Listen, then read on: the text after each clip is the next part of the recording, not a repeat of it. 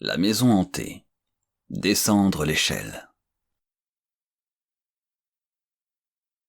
La forêt ne vous inspire pas confiance.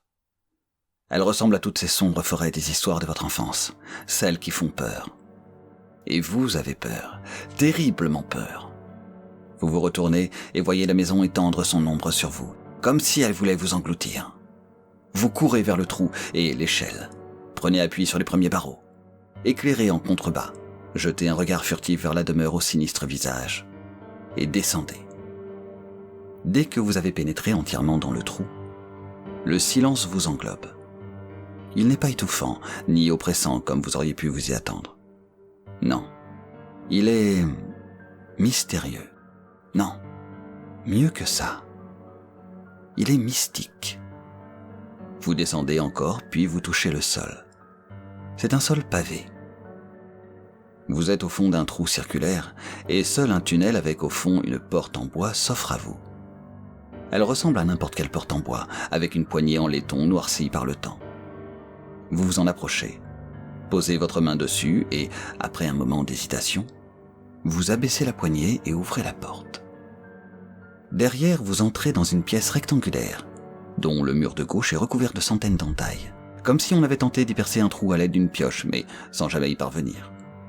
Ce doit être ça, car vous voyez posée contre ce mur une vieille pioche. En face de vous, il y a une autre porte en bois, et sur le mur de droite, des escaliers en pierre qui semblent remonter à la surface. Vous avancez prudemment, mais intrigué. Puis, vous vous figez. Des escaliers, vous entendez des pas qui descendent vers vous. Des pas lents. Puis une silhouette apparaît. Un vieil homme émerge des escaliers. Il pose sur vous des yeux verts, translucides, avec des reflets étrangement argentés. Il vous sourit. « Je vois que vous êtes venu chercher vos réponses. » vous dit-il comme s'il vous connaissait.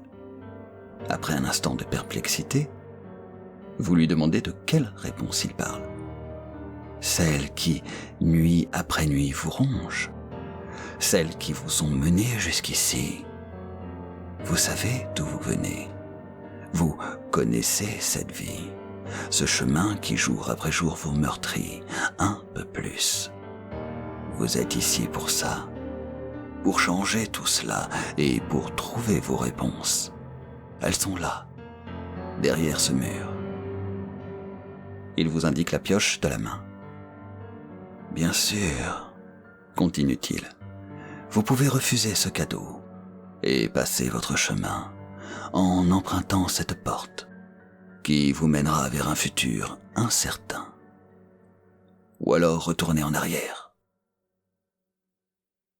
Vous observez la porte, et votre regard bifurque vers les escaliers par où est apparu le vieil homme.